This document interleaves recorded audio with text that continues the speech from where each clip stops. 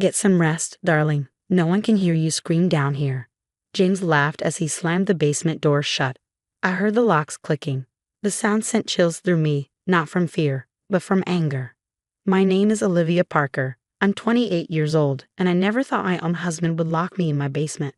Just yesterday, we celebrated our 5th wedding anniversary. Now I was trapped while James planned to steal my $400 million inheritance. I heard his footsteps upstairs. He was confident, thinking he had won. The basement was soundproof. His idea when we renovated last year. I should have seen the warning signs. You won't get away with this, I said, keeping my voice calm. James laughed. I already have. By the time people realize you're missing, I'll have everything. Your family's fortune, the estate, everything. And you? Just a tragic accident. I sat on the cold floor, but I wasn't helpless. 3 months ago, I noticed money disappearing from our accounts. When I asked James, he had excuses. Business deals, investments. But I wasn't foolish. My father had taught me to be careful with money. So I prepared. I installed hidden cameras, set up a secret phone line, and gathered proof of James's lies. I documented every transaction, every late-night call, every meeting he thought I didn't know about. You trust too easily, Olivia, James taunted. Just like your father did. Did you really think I married you for love? His words made my blood boil. My father built our family's fortune from nothing, leaving it all to me when he died. James pretended to grieve, but now I saw the truth. I heard him moving upstairs, probably trying to access my accounts. He had no idea I'd already talked to my lawyers.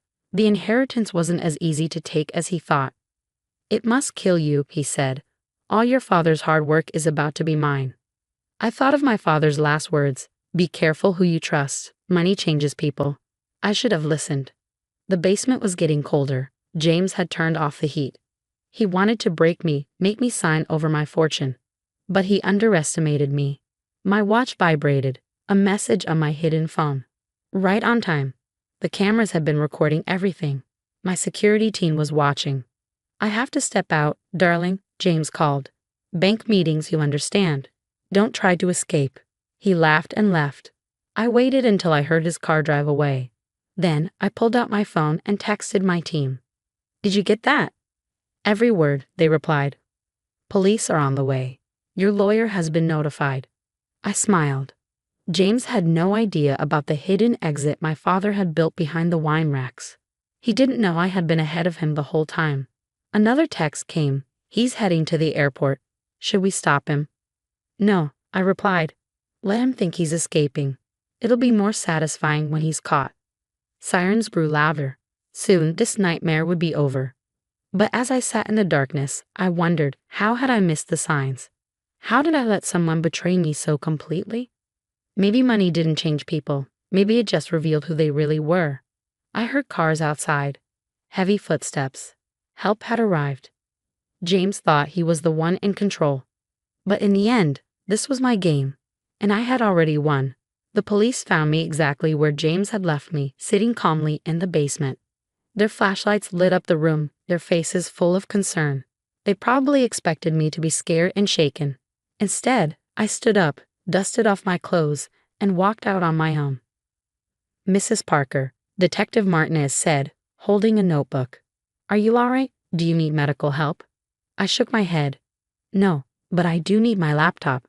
There's something you should see. Upstairs, my house had become a crime scene.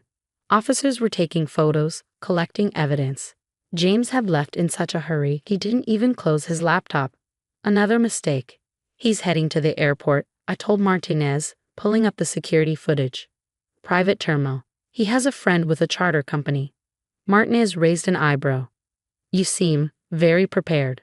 I met his gaze. I'd been watching my husband plan this for months. I clicked through files, bank statements, recorded conversations, security footage. James thought he was smart, but he never considered that I might be smarter. Martinez scrolled through the evidence, eyes widening. This is a lot. You've been collecting proof against your own husband. Since I first noticed money missing, I said. James got sloppy. He thought I wasn't paying attention. An officer called Martinez over. They had found James's burner phone, left behind in his rush to escape. Another careless mistake. My phone buzzed. A message from my security team, James spotted at private airport, trying to book a flight to the Cayman Islands. Of course. That's where he thought my family's money was. Another wrong assumption. Detective, I said you should send officers to Blackwood Private Airport. My husband is about to flee the country. Martinez was already on his radio, giving orders. I leaned back, watching everything unfold. Part of me felt numb. My marriage had been a lie. But another part, my father's daughter, felt satisfied. Mrs. Parker, Martinez asked, serious now. How long have you known about his plan? I pulled up my calendar. The first sign? 3 months ago, James started asking about my inheritance. He thought he was being subtle. But I shrugged. Let's just say I inherited more than money from my father. The detective nodded. And you didn't confront him. That wasn't the goal, I said. I needed to know how deep this went. Who else was involved? I clicked on another file. Like Charles Weber, James's so-called business partner, they've been planning this for months. Martinez's eyes sharpened. Weber? We've been investigating him for fraud. I know, I said. I have a file on him too. Want to see? For the next hour, I walked the police through everything. James's secret meetings, his plans to steal my inheritance, the evidence I had gathered. He thought he was being careful, but I had recorded every step. My phone buzzed again. A video feed from the airport. James, handcuffed, furious. He had almost escaped. Almost. Martinez hung up his radio. Your husband is in custody. He wants to talk to you. I laughed. Let me guess. He says I set him up? Exactly, Martinez said. I clicked on one last file. Then he won't like this. A video played. James and Weber in my home office discussing their plan. How they'd lock me in the basement, force me to sign everything over, make my disappearance look like an accident. James's voice was clear, confident. Martinez watched, stunned. Your cameras caught all this. My father always said knowledge is power, I said. James never learned about the security in this house. He was too busy thinking about money. An officer brought in a box of evidence, James's hidden safe. Inside were fake documents, power of attorney, a forged will, proof of his plan. Mrs. Parker, Martinez said, closing his notebook. We have enough to charge him, but we'll need you to give a statement tomorrow. I nodded, already dialing my lawyer. The legal battles were just beginning, trials, a divorce. But I had my home back. I was safe. As the police left, I walked through my house, turning on lights. In the kitchen, I saw James's half-finished coffee cup from this morning. Just hours ago, he had been here, confident he had won. My phone buzzed one last time. A message from my security team. All accounts locked. System secure. Continue monitoring? Yes, I typed. And thank you. My father would be proud. I looked out the window. The last police car drove away. The sun was setting, casting long shadows across the garden. James had tried to trap me in that basement. He thought he had control. But sometimes the darkest places show us our true strength. 1 year later, I sat in a courtroom, watching as James was led away in handcuffs after receiving his sentence. 15 years for attempted murder, fraud, and conspiracy. His once confident smirk had disappeared, replaced by a haunted look as reality finally set in. Charles Weber had turned on him months ago, accepting a plea deal in exchange for testifying. James's perfectly orchestrated plan had crumbled, just like our marriage, leaving nothing but evidence of his crimes. Outside the courthouse, reporters gathered, hungry for details about the wealthy heiress who outsmarted her murderous husband. I walked past them, head held high, ignoring their questions. My lawyer handled the press while I slipped into my waiting car. Home, my driver asked. Actually, I said, checking my watch, let's go to the foundation. The Elizabeth Parker Foundation, named after my mother, had become my focus over the past year. Instead of letting James's betrayal break me, I channeled my energy into creating something meaningful. We helped women escape abusive relationships, provided resources for financial literacy, and funded domestic violence shelters. The building that housed the foundation was modern, filled with light and hope. As I walked through the doors, Sarah, my program director, greeted me with a warm smile.